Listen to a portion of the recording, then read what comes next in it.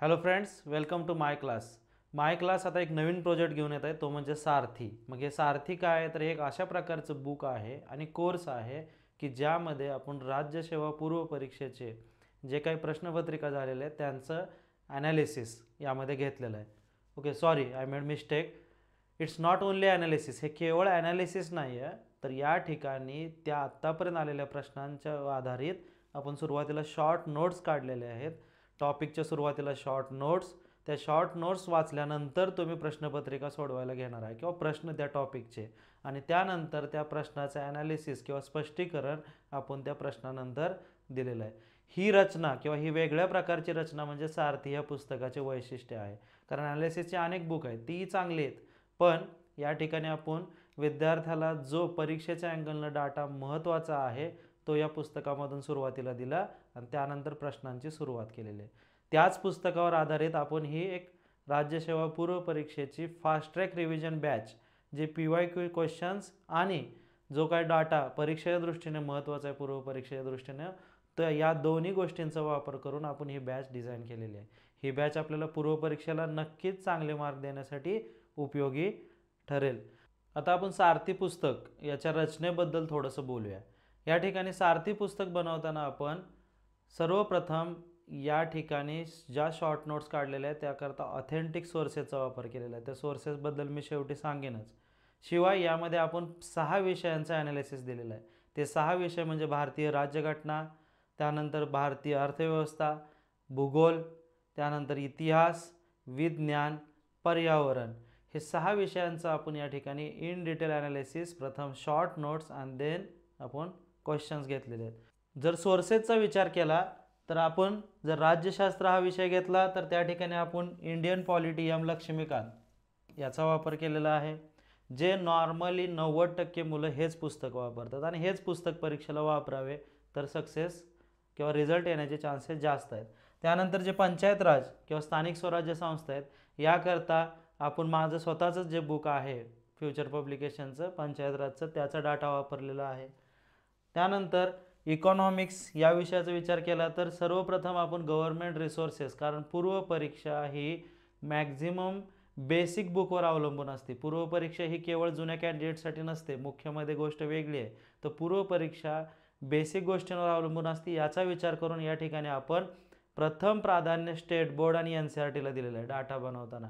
आणि जर तुम्ही पूर्व परीक्षेचं प्रॉपर ॲनालिसिस केलं तर तुम्हाला असं जाणवेल की काही मोठ्या बुक्सपेक्षा जर प्रश्न आयोगाचे पाहिले तर ते स्टेट बोर्ड आणि NCERT यावर पूर्व परीक्षेला जास्त अवलंबून आहेत. तोच फॅक्टर विचार करून आपण स्टेट बोर्ड 11वी-12वी इकॉनॉमिक्सच्या बाबतीत वापरलं. आज जर राष्ट्रीय उत्पन्न टॉपिक तुम्हाला जर बेसिक समजावून घ्यायचे असेल तर 11वीच्या स्टेट बोर्डमध्ये तो अतिशय चांगला दिलेला आहे. किंवा पैसा टॉपिक हे देखील 11वीच्या स्टेट बोर्डमध्ये अतिशय चांगल्या पद्धतीने दिलेलं आहे. त्यानंतर मॅक्रो इकॉनॉमिक्सची म्हणून एक 12वीची NCERT आहे, त्यामध्ये राष्ट्रीय उत्पन्न टॉपिक चांगला आहे किंवा इतर बेसिक ज्या इकॉनॉमीच्या कन्सेप्ट आहेत ह्या योग्य पद्धतीने दिलेल्या आहेत आणि आयोगानं त्या दोन्ही पुस्तकांमधून थेट प्रश्न टाकलेले आहेत. नंतर इंडियन इकॉनॉमीच्या बाबतीत जर एक बघितलं रेफरन्स बुक जे दत्तन सुंदरम आपण वापरलेलं आहे, ह्या पुस्तकाचं उदाहरण घेतलं तर लँड रिफॉर्म किंवा ॲग्रिकल्चर टॉपिक ह्या पुस्तकामधूनच आयोगानं आत्तापर्यंत विचारलेला आहे, तो अतिशय बेस्ट दिलेला आहे. काही ठिकाणी आपण महाराष्ट्राची आर्थिक पाहणी योजनांकरता वापरलेला आहे. त्यानंतर भारताच्या आर्थिक पाहणी मागच्या पूर्व परीक्षेमध्ये त्यामधून डायरेक्ट प्रश्न आले होते भारताच्या आर्थिक पाहणीतून, तर तेही त्या ठिकाणी आपण तो डाटा त्या ठिकाणी इन्क्लूड केलेला आहे.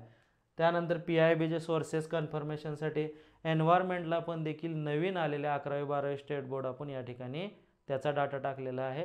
आणि त्या ठिकाणी जर तुम्ही कंबाईंड मुख्य परीक्षेचा पेपर बघितला तर सिक्कीममध्ये किती ऑर्गॅनिक फार्मिंग किंवा किती क्षेत्र ऑर्गॅनिक फार्मिंगच्या अंडर आहे हे ॲज इट इज ह्या स्टेट बोर्डमधून आलेला प्रश्न आहे. त्या ठिकाणी तुम्हाला माहीत आहे का असा एक बॉक्स आहे, त्यामध्ये त्या प्रश्नाचं उत्तर तुम्हाला भेटेल.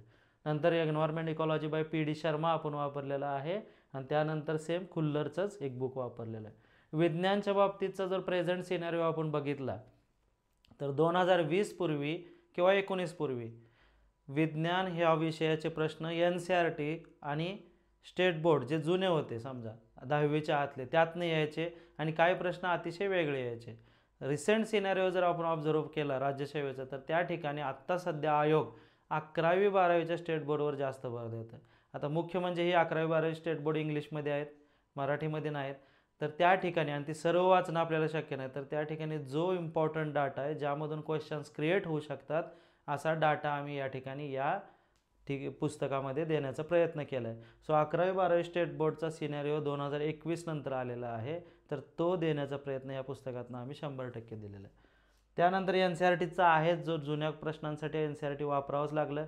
सध्याची जे NCERT आपले स्टेट बोर्ड आहेत ते पूर्वीच्या म्हणजे आत्ताच्या NCERT बेसवरच तयार झालेले आहेत. त्यामुळे आता सेपरेट NCERT तुम्ही करण्याची गरज नाही आहे. म्हणजे मला असं म्हणायचं की काही लोक NCERT आणि स्टेट बोर्ड दोन्ही वाचतात, पण सध्या जे स्टेट बोर्ड आहेत आपले 5वी ते 10वीचे हे NCERTच्याच पद्धतीनं आहेत. सो केवळ स्टेट बोर्ड जरी विज्ञानाला केले सगळे तरी पूर्वपरीक्षेला सफिशियंट आहे.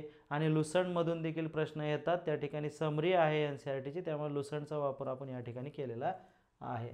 जर जॉग्रॉफीचं बघितलं तर याचं मटेरियल अतिशय बेस्ट कंपाईल झालं आहे, की मी कॉन्फिडन्सनं तुम्हाला सांगू शकतो की जर तुम्हाला जॉग्रॉफीला एक्झॅक्ट काय करायचं समजत नसेल तर आधी तुम्ही सारथीमधला पूर्वपरीक्षा किंवा शॉर्ट नोट्स ज्या दिलेल्या आहेत तो सगळा डाटा वाचून काढा, प्रश्न सोडवा, आणि त्यानंतर मग हे स्टेट बोर्ड 4वी ते 12वी असतील किंवा मग NCERT 11वीचं फंडामेंटल ऑफ फिजिकल जॉग्रॉफी आणि इंडिया फिजिकल हे 2 महत्त्वाचे NCERT आहेत जे मुख्य परीक्षेला देखील लागतात, तर ते वाचा. आणि त्यानंतर मग ह्युमन जॉग्रॉफी वगैरे जे 12च्या NCERTमधून आलेला आहे तोही डाटा आपण या ठिकाणी इन्क्लूड केलेला आहे. तर जॉग्रॉफीला आपण बेस असेल मटेरियलचा तो पूर्णपणे स्टेट बोर्ड आणि NCERT वापरलेला आहे, जो आयोग पूर्वपरीक्षा आणि राज्यसेवा मुख्य परीक्षेला देखील ह्याच ती बुकचा आधी राज्यसेवा किंवा आयोग प्रेफरन्स देतं. त्यानंतर मजीद हुसेनमधून आता सध्या रिसेंट काय प्रश्न यायला लागले, जसे चॅम्पियन सिरीज असेल, धारवार सिरीज असेल किंवा ते ग्लॅसियर असतील, रिमो वगैरे विचारलं होतं.